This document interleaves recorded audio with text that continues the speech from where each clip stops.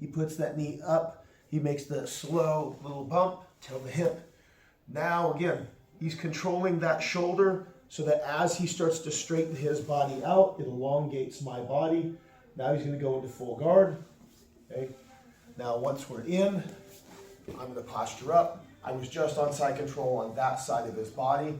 So now, if you're not sure about passing, just do the one that I'm doing right now. So I'm going to frame up into his ribs, put my knee right on his tailbone, step back through here now, push my hip into his legs, push his leg down to the ground so you can get your pin, slide up, grab your staple, so my leg's hooking his. Okay. From here, I'm just going to go into a low pass, lock up, put my knees together, and then step out into side control. If you have multiple passes, go ahead and mix them up. But if you're going to mix them up though, okay, don't bullshit them. Do them real. Okay? People have this tendency of thinking because it's drilling that they can just blow past all the little intricacies and they stop doing it as tightly as they could. In drilling, it should be the exact opposite. You should be drilling it to the nth degree, making sure you get every little piece possible, because when there is no resistance, there's no excuse. The excuse comes because of the resistance, and that's when corners should be cut. But when there's no resistance, there should be no excuse to perfection. All right, let's go back and forth. 1, 2, 3. Again, I have to watch out for that knee trying to creep its way inside. And so one of the ways that we're going to do that is through here. My knee is trying to block his hip, but his knee, if it plays by my, it's easier in. So when I'm here, always remember the hand that's by the hip is the better of the supports. This one through here is part of the control, but it's minimal. It's the power adder. The real control is with my right. So as soon as I'm here, this becomes basically one of those. As soon as I feel him starting to try to touch the pocket, I need to get rid of the pocket. So when he starts to move that hip and I feel that knee starting to creep in, and I'm going to shift my hips, okay, through here. I'm kind of referring to this as a half kessa. It's really just a sprawl. But right now, literally, I feel my hip bone is touching his hip bone. Okay, it's literally touching, and this foot is just up in the air. Okay, my toes are pushing into the ground, my toes are pushing here, and I'm pushing into his hips. So as he continues to start trying to move, I can use this hand. The part that you're going to find that you're going to like to use is through here. If I take this hand and I pick his head up. So now as he starts trying to move, okay, when the head is elevated, it's hard to elevate your hips. Okay? And if it's hard for him to manipulate his hips, it's going to be hard for him to get that knee to creep inside a little bit more. My hand was already behind his head to begin with. So when I can get in there and I do my little half kessa, dropping the hip, making my hip bone touch his hip bone, I play with just lifting up his head. You don't have to I'm not trying to pick him up off the ground. I'm just trying to pull his head up so that, again, you can try it out. Like right here, Matt's head is up in the air. Okay, put your head all the way to the ground. Lift your hips up as high as you can. How high does his hips go? Okay, so now lift your hips up to the ceiling. It changes how far you're able to manipulate some of these hips. So because the spine is the connection, if I'm here and I feel him starting to make that little turn, I can play with this head, go into my half kessa, and just kind of control through here. Then as he starts trying to move, okay, I can keep him pinned, okay? And then if I would need to, and I feel the desire, then I can go all the way into my full kessa, get my knee up underneath his shoulder, control the arm on this side. Again, control is here, and control is on the arm. The head is never the actual control. The head is just the power adder. The real control has to be there when we go in position. Okay? So let's give the half kessa, a little bit of try partner when you're moving. Remember, sit out. More importantly is to hit the hip, elbow pinching on the side, and then start to play with their head a little bit and see what that does to control their hips. All right. Or even to our full kessa. What we're going to do is normally if I go into like Keskatami and the like, I use it to collect this arm. It's what a lot of people almost anticipate. Christian does a really good, and I'm probably not going to do it justice, but Christian does a really good job of using his Kesa to basically start to collect the legs and get him into a lower body staple. So when Christian is here, okay, what he'll do is he'll start to come in, he'll drop into his Kesa or even like a half Kesa. So even if he's here, okay.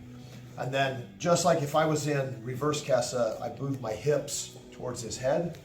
Once I'm in play, starting to collect mat through here, what I'm going to do is I'm going to start to move my body down low, using my body to start to pin his hips.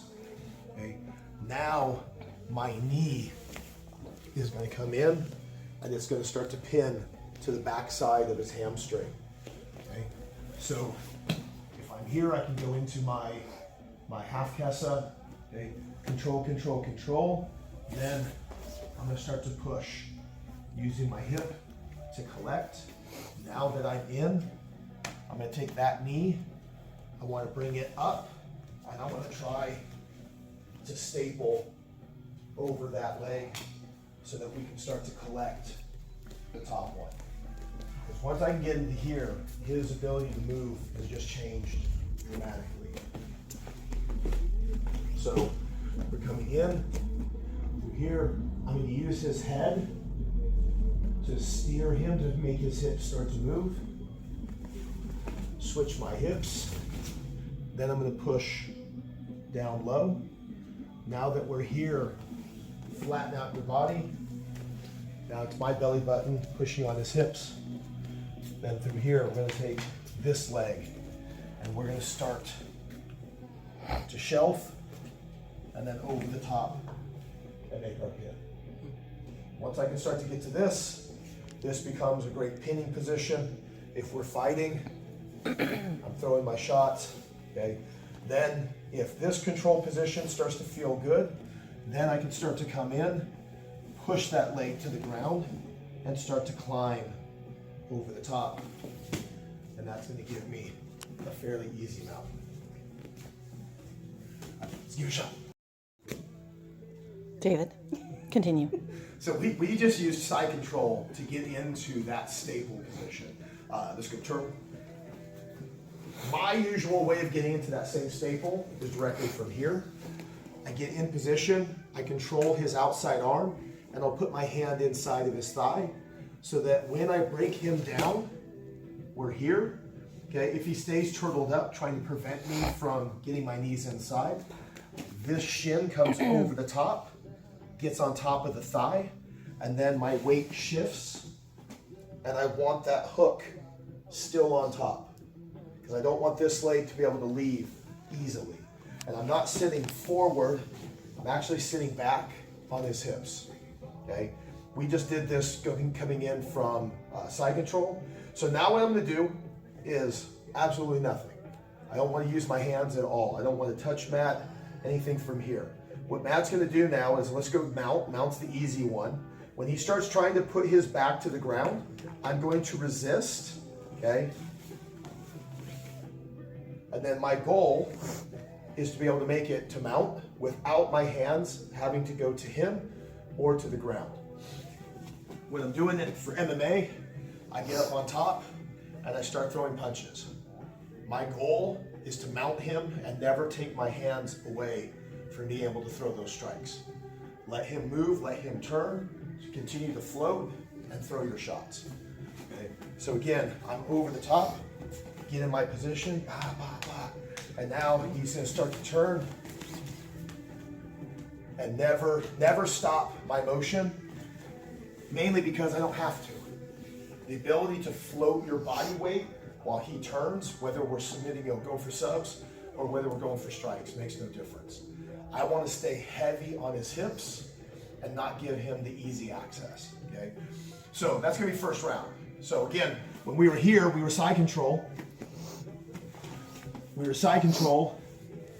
I brought down, bump, bump, bump, get in, Now through here, if I need to, I can shelve my leg and go in, or I can just push the top leg down and go immediately into my staple. It just depends on what door he gives me.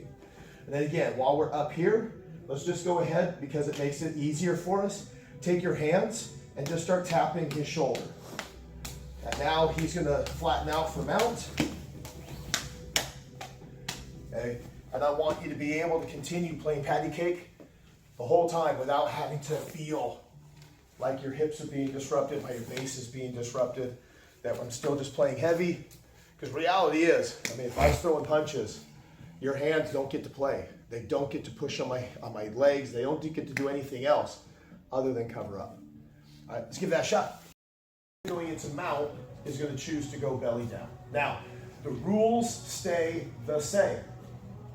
No hands. When he rolls, again, deliberately, do not fall forward. Do not bring your chest down to them. Stay heavy on the hips. I want to see his waistband in front of me. If you're sitting on the waistband, you're too far forward. I want to be able to see his waistband so when I get that leg over, okay, and I get into my staple, again, I'm controlling him from here. I like this leg to be slightly back and pushing on his hips. So now when he chooses to go belly down, again through here,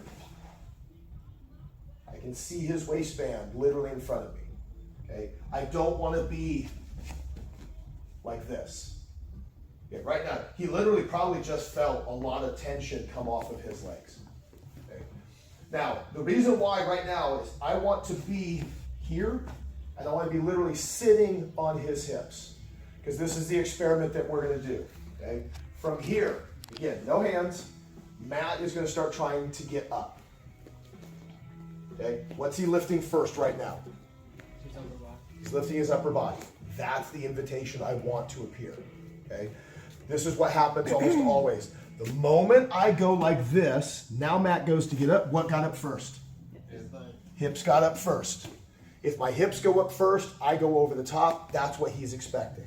If I'm sitting on the hips and he goes to get up, oh, those hips don't make it so easy. And so ultimately, he ends up having to lift up his head.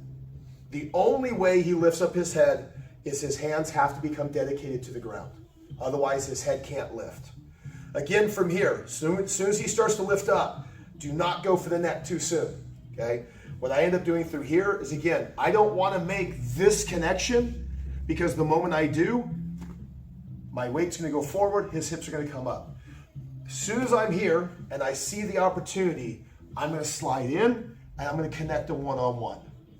Okay. Now from here, I'm going to start to pry him forward, but where's my hips?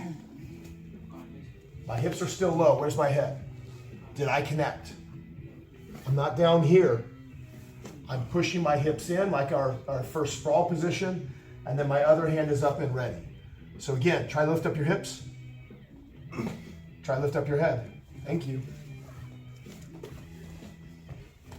It's an invite that I want to give him, and you'd be amazed. Other people, I'd never do that. Bet me. Bet me. In a live roll, what's going to happen through here is one of two things. He's either going to lift up his head, he's going to give me access, or he's going to turn and he's going to let me mount it. It's one of those two. And all the people that say, I would never, did. Every single one of them. They're like, I would never make that choice. It's funny how when put under pressure, they made exactly the choice they claimed they would never make. And then you go, I thought you said, well, what's different now? Because no, it was never different. It was always this way. All right. So again, the pressure where I want it is in the hips, not in the head. Let him feel like he can move his shoulders and his head whenever he chooses. And in the beginning, he won't, but he'll try to move his hips, and the hips will be stuck. And they're like, I can already hear the YouTube world right now going, well, it's because he's so much bigger than Matt. Doesn't make a difference. Okay? If Matt did it to me, the results would be the same. Okay? Because when the pressure goes in the hip, trying to get your caboose to lift up in the air, it's a very different scenario. Okay? If for some reason the caboose does come up, we can still throw our hooks in and then belly them down. But my goal is to keep them belly down the whole time. Heavy hips, one-on-one, and then one arm choke. All right. Trying to lift up, again, we're gonna let her. We're not even gonna fight, right there. The heels now slide in, okay? And we wanna try to bury them as deep as we can. And then we drive our belly button forward. The goal is hooks in, belly down, without the hands having to become involved. Yeah, they have very separate jobs to do.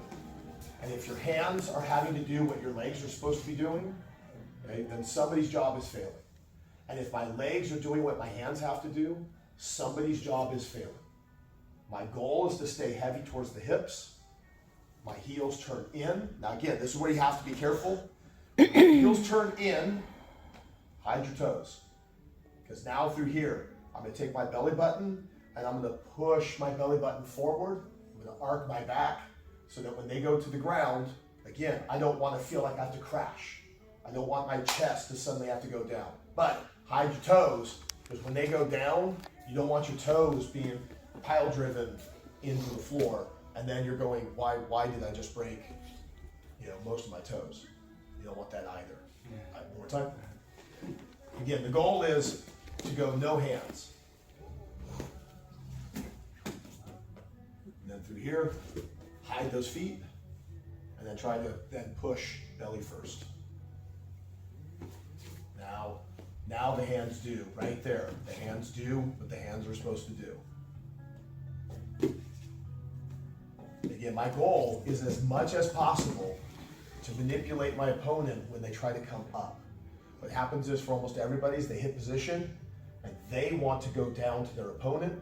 As soon as that happens, there's no weight on the hips. Hips go up, you go over the top, and you just lost the entire position. All right, let's give it a shot.